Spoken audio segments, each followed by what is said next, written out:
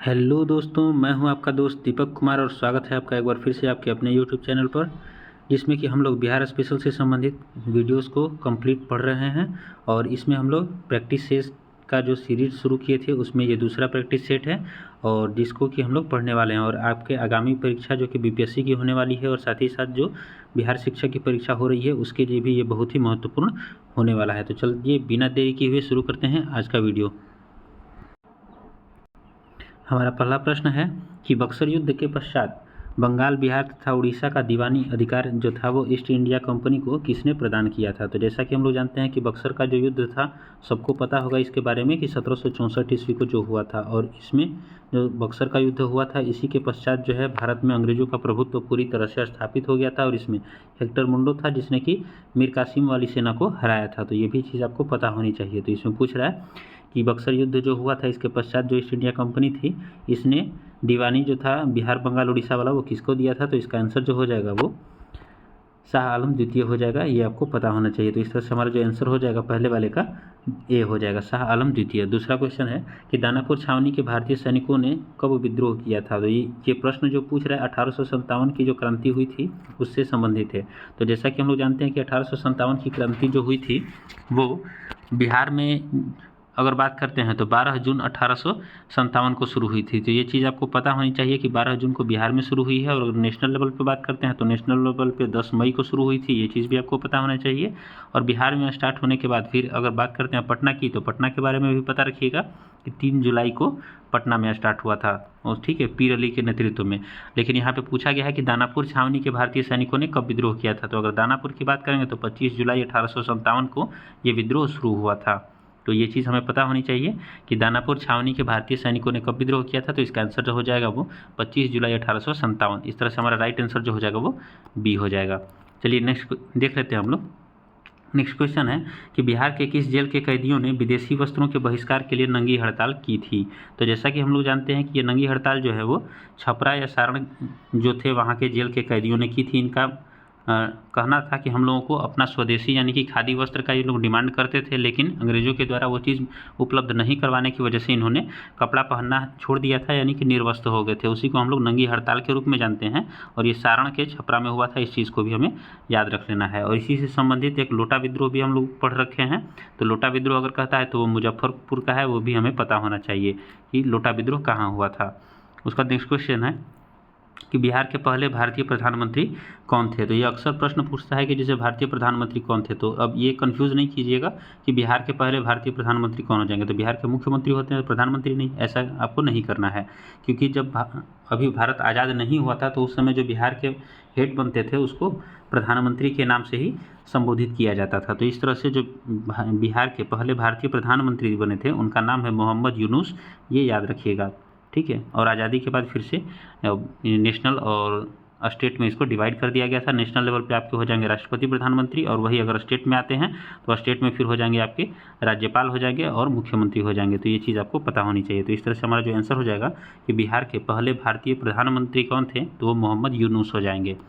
उसके बाद next question देख लेते हैं कि 1934 ईस्वी में पटना में स्थापित बिहार सोशलिस्ट पार्टी के अध्यक्ष कौन थे। तो सबसे पहले तो आपको यही याद रखना है कि जो बिहार सोशलिस्ट पार्टी है इसकी स्थापना पटना में हुई थी और 1934 में। तो ये चीज़ परीक्षा में पूछा हुआ प्रश्न है, तो इसको अच्छे से याद रख लीजिएगा, ठीक है। तो इसका आंसर जो होगा जाएगा हम लोग का आचार्य नरेंद्र देव इसके अध्यक्ष थे। ये राइट आंसर हो जाएगा। तो इसको याद रख लीजिएगा कि 1934 में जो पटना में बिहार सोशलिस्ट पार्टी की स्थापना की गई थी उसका अध्यक्ष जो थे वो आचार्य नरेंद्र देव थे। जबकि इसकी बात करेंगे हम लोग तो सबसे पहले इसकी स्थापना जो हुई थी सोशलिस्ट पार्टी का वो 1931 में हुआ था, ठीक है। और इसी को सुचारू रूप से जवाहरलाल नेहरू के द्वारा फिर 1934 में स्थापित किया गया था और इसके पहले अध्यक्ष बने थे आचार्य नरेंद्र देव। तो इस तरह से हमारा जो राइट आंसर होगा बी होगा, आचार्य नरेंद्र देव। नेक्स्ट क्वेश्चन हम लोग देख लेते हैं, बिहार का पहला हिंदी समाचार पत्र कौन सा था। तो सबसे पहली बात करते हैं हम लोग बात अगर बिहार के हिंदी समाचार पत्र की, तो सबसे पहला अगर बात करेगा तो इसका आंसर जो हो जाएगा वो बिहार बंधु हो जाएगा। और इसमें पूछता है कि ये कब आया था, दोनों प्रश्न पूछा हुआ है, दोनों को याद रखिएगा कि 1874 ईस्वी में इसका प्रकाशन किया गया था और बिहार बंधु इसका नाम है। अर्थात बिहार का पहला हिंदी समाचार पत्र की बात करेगा तो बिहार बंधु है, जिसकी स्थापना 1874 ईस्वी में की गई थी। उसके बाद है कि 1857 की क्रांति के समय पटना का कमिश्नर कौन था। तो ठीक है, 1857 की क्रांति के बारे में अभी जस्ट आप लोगों को बताया था कि बिहार की अगर बात करेगा तो बिहार में 12 जून 1857 को इसकी शुरुआत हुई थी रोहिणी गांव से, तो इसको याद रखिएगा। और शुरुआत होने के बाद अगर पटना की बात करेंगे तो पटना में 3 जुलाई को स्टार्ट हुआ था, ठीक है, ये चीज़ याद रख लीजिएगा, पीर अली के द्वारा 3 जुलाई को। और अगर पटना की बात करते हैं तो उस समय पटना का जो कमिश्नर था तो ये विलियम टेलर था। आप इससे भी याद रख सकते हैं कि विलियम टेलर जो कपड़ा सीता है उसको भी हम लोग टेलर कहते हैं, तो उससे भी आप रिलेट करके याद सकते हैं कि पटना में कौन था, तो टेलर था, मतलब विलियम टेलर 1857 के समय पटना का कमिश्नर। तो इस तरह से हमारा जो राइट आंसर हो जाएगा ए हो जाएगा विलियम टेलर। नेक्स्ट क्वेश्चन है कि बिहार के किस स्थान से गांधी जी ने अपना प्रथम सत्याग्रह शुरू किया था। तो जैसा कि अभी हम लोग जानते हैं कि अगर पूछ रहा है कि भारत में, तो भारत में कहेगा तो चंपारण से शुरू किया था इन्होंने। चंपारण सत्याग्रह के बारे में आप लोगों ने ऑलरेडी पढ़ रखा हुआ, जो 1917 में स्टार्ट किया गया था, जिससे कि गांधी जी को महात्मा की उपाधि यहाँ से प्रदान हुई थी और ये एक नेशनल नेता के रूप में उभर गए थे। लेकिन अगर यही आपसे पूछ दे कि इन्होंने अपना प्रथम सत्याग्रह कहाँ शुरू किया था, तो अगर प्रथम सत्याग्रह की बात करेगा तो साउथ अफ्रीका में इन्होंने शुरू किया था 1906 में। तो ये चीज़ भी आपको याद रख लेना है कि अगर पहला पूछ देगा तो साउथ अफ्रीका में 1906 में इन्होंने किया था, लेकिन अगर भारत में कहेगा तो चंपारण में 1917 ईस्वी में किया था। दोनों का आंसर आपको पता होना चाहिए। नेक्स्ट हम लोग देख लेते हैं 1912 ईस्वी में। 1912 ईस्वी में भारतीय राष्ट्रीय कांग्रेस के बांकीपुर अधिवेशन की अध्यक्षता किसने की थी। तो जैसा हम लोग जानते हैं कि कांग्रेस की बात कर रहा है, तो भारतीय राष्ट्रीय कांग्रेस के बारे में ऑलरेडी हम लोग को पता है कि इसकी स्थापना अगर कहेगा तो 28 दिसंबर 1885 ईस्वी को इनकी स्थापना हुई थी कांग्रेस की। और इसकी स्थापना जो थी वो ए ओ ह्यूम के द्वारा की गई थी, और ए ओ ह्यूम के द्वारा की गई स्थापना। और इसके जो प्रथम अध्यक्ष बनते हैं व्योमेश चंद्र बनर्जी बनते हैं, इसको भी याद रखिएगा, WC बनर्जी बने थे। तो इसी का पूछ रहा है कि 1912 में जो अध्यक्षता हुआ था कांग्रेस का सम्मेलन अधिवेशन, ये कहाँ हुआ था। तो सबसे पहली बात की अगर कहेगा तो 1912 वाला जो हुआ था बिहार के बांकीपुर में हुआ है। ये चीज़ हमें पता होना चाहिए कि बिहार के बांकीपुर में हुआ था, और इसके जो अध्यक्ष बने थे वो RN मोधोलकर बने थे। तो ये चीज़ भी हमें पता होनी चाहिए। और ये 27वें नंबर का था, इसको भी याद रख लीजिएगा कि 27वें क्रम का था जो कि बिहार के बांकीपुर में अधिवेशन इसका हुआ था। और अगर बात करते हैं बिहार की, तो बिहार में 2 अधिवेशन हुए हैं, दोनों को याद रखिएगा। अगर 1912 में कहेगा तो 27वां अधिवेशन था जो कि हुआ था। और अगर बात करते हैं हम लोग 1922 की, तो 1922 में जो है गया में हुआ था, ये 37वां अधिवेशन था। ये भी याद रख लीजिएगा CR दास की अध्यक्षता में। तो दोनों को आपको पता होना चाहिए। तो इस तरह से हमारे इस क्वेश्चन का जो आंसर हो जाएगा वो RN मोधोलकर हैं, 1912 वाला बांकीपुर कांग्रेस अधिवेशन के अध्यक्ष। नेक्स्ट हम लोग देख लेते हैं बिहार प्रांतीय सम्मेलन का पहला अधिवेशन कहाँ हुआ था। तो बिहार प्रांतीय सम्मेलन का पहला अधिवेशन कहेगा तो 1908 में पटना में हुआ था, जो कि अभी वर्तमान बिहार की राजधानी है। ये भी आप लोग को याद होना चाहिए। उसके बाद है कि बख्तियार खिलजी का आक्रमण किस पाल वंशीय शासक के कार्यकाल में हुआ था। तो अगर पाल वंशीय शासन की बात करेगा तो यहाँ पे इंद्रद्युम्न पाल थे, इसको याद रखिएगा, जो कि बख्तियार खिलजी के आक्रमण के समय हुए थे। और यही बख्तियार खिलजी है जिसने कि आक्रमण करके जो नालंदा विश्वविद्यालय था इसको पूरी तरह से ध्वस्त कर दिया था। तो इसके बारे में भी आपको पता होना चाहिए। उसका नेक्स्ट क्वेश्चन है कि इल्तुतमिश ने किसे पराजित करके बिहार पर अधिकार किया था। तो अगर इल्तुतमिश की बात करेगा तो इसने हिसामुद्दीन एवाज जो थे इसी को पराजित करके बिहार पर अधिकार किया था। तो ये चीज़ हमें पता होनी चाहिए। इस तरह से हमारा जो आंसर हो जाएगा वो ए हो जाएगा। बात करते हैं हम लोग नेक्स्ट क्वेश्चन की। तो बिहार का अंतिम अफगान सुल्तान कौन था। तो ऑप्शन के अकॉर्डिंग जो हमारा आंसर हो जाएगा वो दाऊद खान हो जाएगा। तो इसको याद रखिएगा कि बिहार का अंतिम अफगान सुल्तान होगा दाऊद खान। बात करते हैं हम लोग नेक्स्ट क्वेश्चन की कि आईने अकबरी के अनुसार बिहार कितने सूबों में विभक्त था। तो आईने अकबरी जो पुस्तक है अबुल फजल के द्वारा लिखी गई है, इसको भी याद रखिएगा, ठीक है, कि यह अबुल फजल के द्वारा लिखी गई थी। और इसमें पूछेगा कि कितने सूबों में बांटा गया था बिहार को। तो बिहार को इसने 7 सूबों में बांटा था। ये चीज़ भी आपको पता होनी चाहिए। तो इस तरह से हमारा आंसर जो हो जाएगा वो 7 हो जाएगा। नेक्स्ट क्वेश्चन है कि बिहार विद्यापीठ का उद्घाटन कब हुआ था। तो जैसा कि हम लोग जानते हैं कि राजेंद्र प्रसाद जो थे उनके द्वारा पटना में एक कॉलेज का स्थापना किया गया था 5 फरवरी 1921 को, जब गांधी जी ने आह्वान किया था सभी छात्रों से कि आप लोग अपनी पढ़ाई लिखाई छोड़ करके हमारे आंदोलन में शामिल हो जाइए ताकि हम इसको मजबूती प्रदान करके अंग्रेज़ों को यहाँ से भगा सकें। तो उन्होंने जब आह्वान किया था तो सभी छात्रों ने स्कूल तो छोड़ दिया था, लेकिन स्कूल छोड़ने के बाद अब समस्या उनकी पढ़ाई की आ गई थी। तो राजेंद्र प्रसाद जो थे बिहार से, इन्होंने क्या किया था कि कॉलेज की स्थापना की थी पटना में। और कॉलेज की जो स्थापना किए थे 5 फरवरी 1921 को किए थे। तो ये चीज़ भी पता होनी चाहिए आप लोग को कि 5 फरवरी 1921 के किए थे। और ये बात जब पता चलती है गांधी जी को तो फिर उधर से आते हैं और बिहार में बिहार विद्यापीठ का स्थापना करते हैं उसी कॉलेज के प्रांगण में। और ये करते हैं कब, 6 फरवरी, उसी के अगले दिन, अर्थात 6 फरवरी 1921 को। तो इसको याद रखिएगा, 6 फरवरी 1921 को ये स्थापना की जाती है, ठीक है। तो इस तरह से हमारा जो राइट आंसर हो जाएगा 6 फरवरी 1921 हो जाएगा। ठीक है, नेक्स्ट क्वेश्चन हम लोग देख लेते हैं कि बिहार के विदेह जो राज्य था इसमें आर्यों के आगमन तथा निवास का साक्ष्य जो है किस ग्रंथ में मिलता है। तो अगर इसके ग्रंथ की बात करेंगे तो इसका आंसर जो हो जाएगा वो शतपथ ब्राह्मण हो जाएगा। और अगर बात करते हैं बिहार के बारे में तो जैसा कि हम लोग जानते हैं ऋग्वेद में जो है बिहार को कीकट के शब्द रूप में दर्शाया गया है, तो ये चीज़ भी हमें पता होना चाहिए। तो इस तरह से हमारा जो आंसर इस प्रश्न का हो जाएगा कि बिहार के विदेह राज्य में आर्यों के आगमन तथा निवास का साक्ष्य किस ग्रंथ से मिलता है, तो शतपथ ब्राह्मण से है। नेक्स्ट क्वेश्चन है कि भारत में 16 महाजनपदों में से कितने महाजनपद हैं जो कि वर्तमान में बिहार में हैं। तो टोटल 16 महाजनपद हैं। तो इस 16 महाजनपदों का अगर बात करेगा तो इसका उल्लेख जो है अंगुत्तर निकाय से मिलता है। इसको भी हमें पता होना चाहिए कि अंगुत्तर निकाय जो है उसी से हमको 16 निकायों के बारे में पता चलता है। और 16 महाजनपद जो है इसमें से 3 अभी बिहार में है, तो इन तीनों का पता होना चाहिए हमको। तो अगर तीनों की बात करेगा तो एक हो जाएगा मगध वाला। अगर बात करते हैं हम लोग बिहार में तो एक हो जाएगा आपका मगध हो जाएगा, फिर वज्जी हो जाएगा और अंग हो जाएगा। तो ये 3 चीज़ जो है वो बिहार में है। उसके बाद बात करते हैं कि मगध साम्राज्य का उत्कर्ष किस शासक के समय शुरू हुआ था। तो मगध साम्राज्य के उत्कर्ष की बात करते हैं तो ये बिंबिसार के समय शुरू हुआ था। इसको भी हमें पता होना चाहिए। तो इस तरह से हमारा जो आंसर हो जाएगा वो बिंबिसार होगा। उसका नेक्स्ट क्वेश्चन है कि मौर्यकाल के समय मुद्रा को किस नाम से जाना जाता था। तो मौर्यकाल के समय कहेगा तो पर्ण होगा, इसको याद रखिएगा। उसके बाद बात करते हैं हम लोग नेक्स्ट क्वेश्चन की। तो इसमें है कि गार्गी संहिता में पाटलिपुत्र पर यवनों के आक्रमण का उल्लेख मिलता है। यह आक्रमण किसके शासनकाल में हुआ था। तो यह अगर आक्रमण की बात करेगा तो ये जो हुआ था पुष्यमित्र शुंग के टाइम में हुआ था यवनों का आक्रमण। इसको याद रख लीजिएगा कि पुष्यमित्र शुंग के टाइम में हुआ था। बात करते हैं हम लोग नेक्स्ट क्वेश्चन की। तो विक्रमशिला विश्वविद्यालय की स्थापना किस पाल वंशीय राजा ने करवाई थी। तो विक्रमशिला विश्वविद्यालय के बारे में ऑलरेडी हम लोग जानते हैं कि इसकी स्थापना धर्मपाल ने की थी, जो कि पाल वंश का था। और अगर पाल वंश की बात करते हैं तो इससे संबंधित है धर्मपाल, ये चीज़ हमें पता होनी चाहिए। और पाल वंश की स्थापना की बात करेंगे तो गोपाल के द्वारा इसकी स्थापना की गई थी, ये चीज़ भी हमें पता होनी चाहिए। नेक्स्ट क्वेश्चन है कि बिहार को दिल्ली सल्तनत के अधीन किसने किया था। तो सबसे पहली बात करेगा अगर दिल्ली सल्तनत के अधीन तो इल्तुतमिश ने किया था, ये चीज़ हमें पता होनी चाहिए। तो इस चीज़ का आंसर जो हो जाएगा वो इल्तुतमिश हो जाएगा। और यही था जिसने कि सबसे पहले बिहार को दिल्ली सल्तनत के अधीन किया था। तो इस तरह से ये हमारा जो है प्रश्न बहुत ही इंपॉर्टेंट हो जाता है।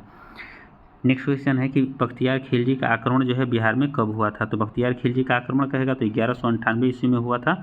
ये आंसर हमारा राइट हो जाएगा।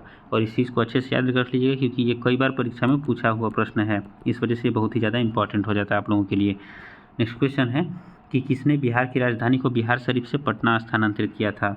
तो बिहार की राजधानी अगर पूछेगा बिहार शरीफ से पटना कौन ले गया था तो ये शेर शाह हो जाएगा। क्योंकि जैसा हम लोग जानते हैं कि पाटलिपुत्र की स्थापना उदयन के द्वारा किया गया था और उसी के बाद उस बिहार पाटलिपुत्रा को पटना के रूप में स्थापित करने का श्रेय जाता है शेर शाह को। और यही शेर शाह है जिसका कि जन्म की अगर बात करते हैं तो सासाराम रोहतास वाले एरिया से हुआ था। और आगे चल करके इसने हुमायूं के साथ युद्ध भी किया था और उसको हराया भी था और दिल्ली सल्तनत पर शासन भी किया था इसने। इसको अच्छे से याद रखिएगा। नेक्स्ट क्वेश्चन है कि बिहार छात्र परिषद का गठन किसके द्वारा किया गया। अगर बिहार छात्र परिषद की बात करेगा तो इसका जो गठन किया गया था राजेंद्र प्रसाद के द्वारा किया गया था। ये चीज़ आपको पता होनी चाहिए।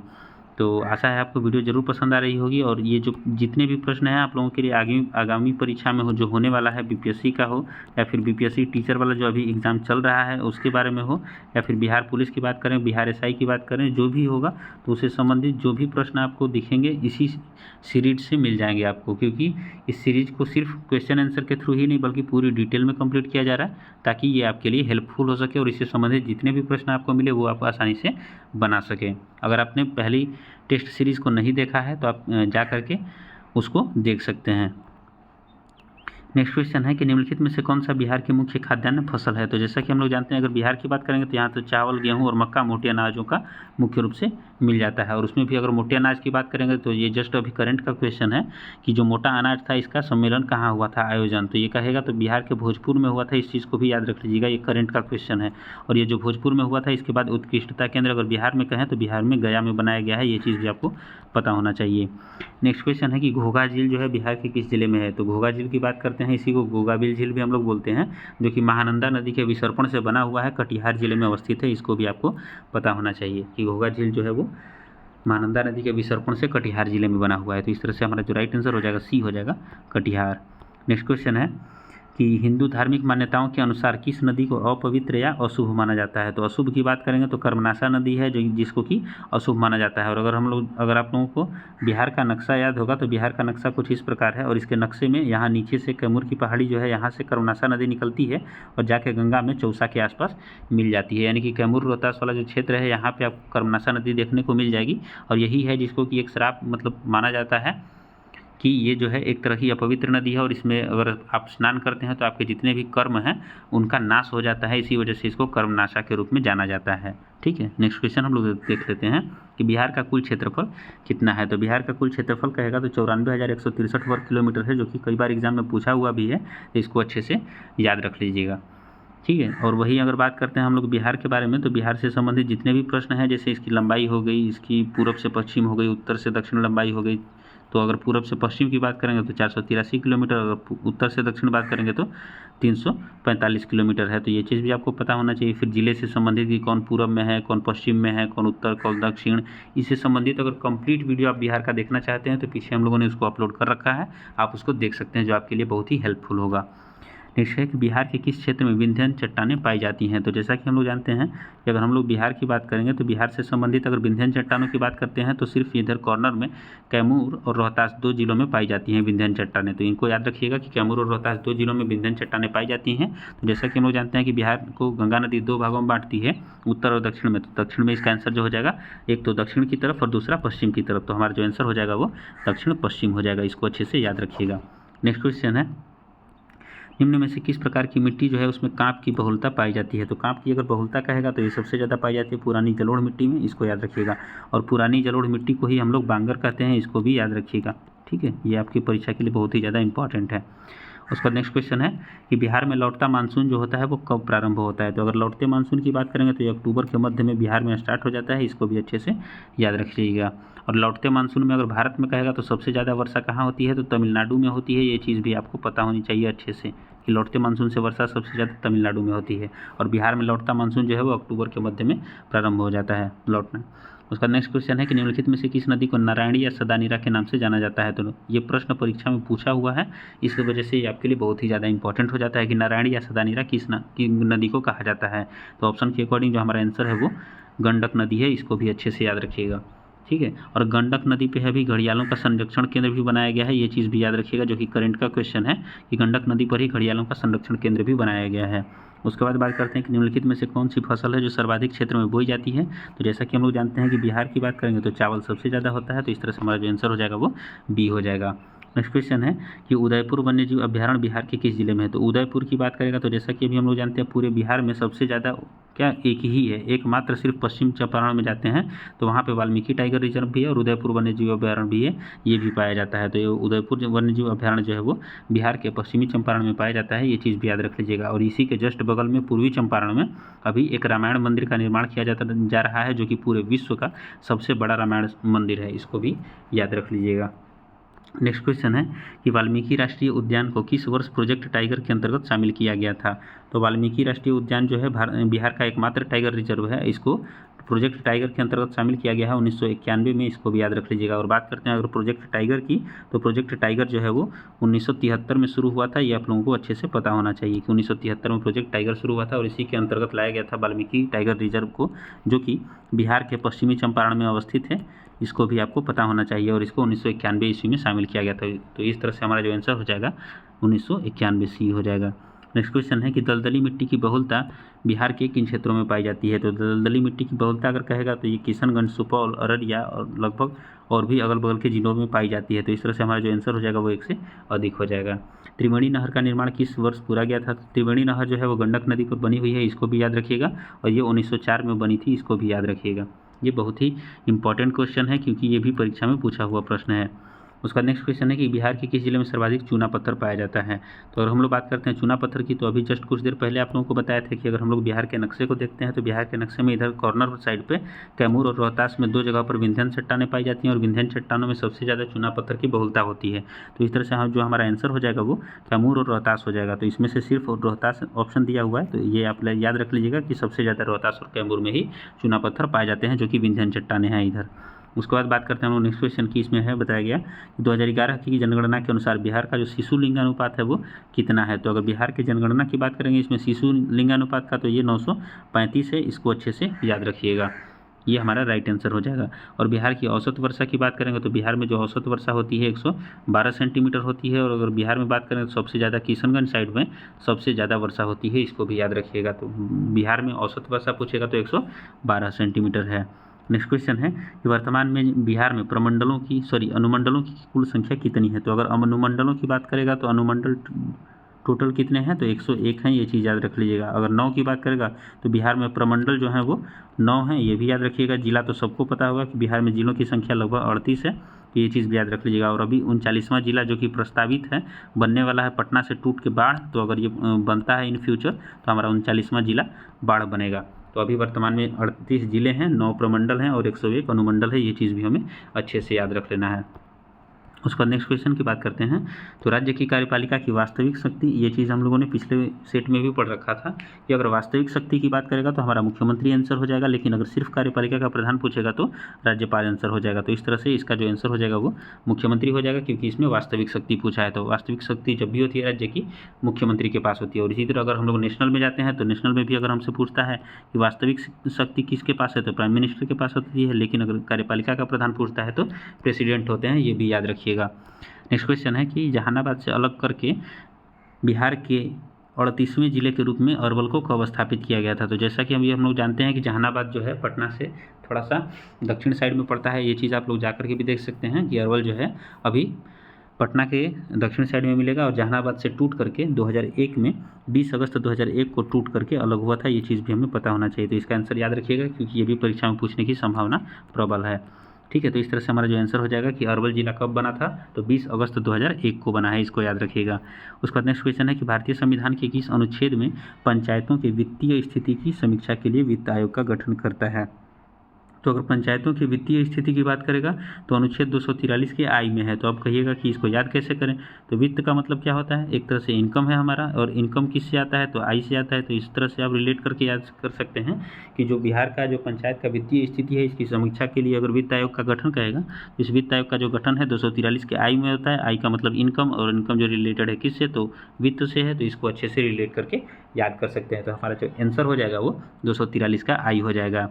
उसका नेक्स्ट क्वेश्चन है कि किसी राज्य में महाधिवक्ता की नियुक्ति किसके द्वारा की जाती है। तो अगर महाधिवक्ता की बात करेगा तो इसका अनुच्छेद, जैसे कि पीछे हम लोग पढ़ रखे हैं, अनुच्छेद 165 में बताए थे इसके बारे में, जो कि राज्य का एक विधिक सलाहकार होता है सबसे बड़ा। और इसके बारे में बात करते हैं तो महाधिवक्ता की नियुक्ति जो है वो राज्यपाल के द्वारा की जाती है, और ये राज्यपाल के प्रसाद पर्यंत काम करता है, इसको भी याद रखिएगा।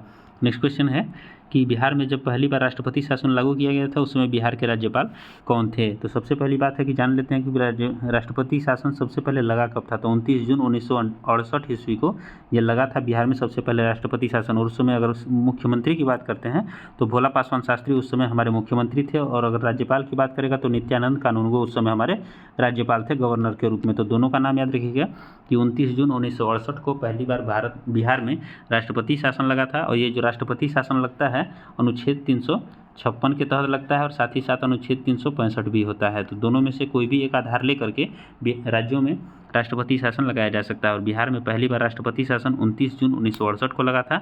और भोला पासवान शास्त्री उस समय पहले मुख्यमंत्री थे उस समय। और राज्यपाल की बात करेगा तो नित्यानंद कानूनगो थे।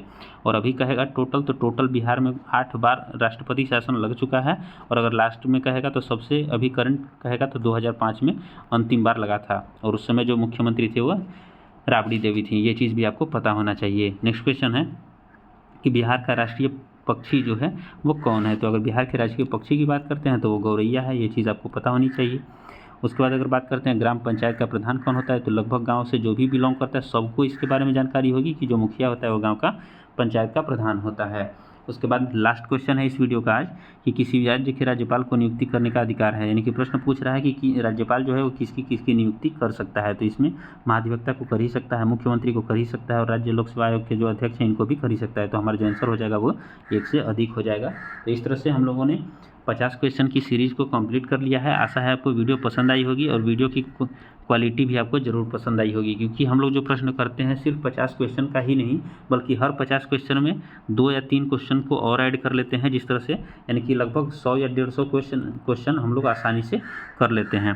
तो आशा है कि वीडियो आपको पसंद आई होगी और ये आपके परीक्षा के लिए ज़्यादा हेल्पफुल भी रहेगी। तो ऐसे ही वीडियो पाने के लिए और भी जुड़िए हम लोगों के साथ, और मिलते हैं आपसे नेक्स्ट वीडियो में नेक्स्ट सेट के साथ। तब तक के लिए जय Hind, thanks for watching video.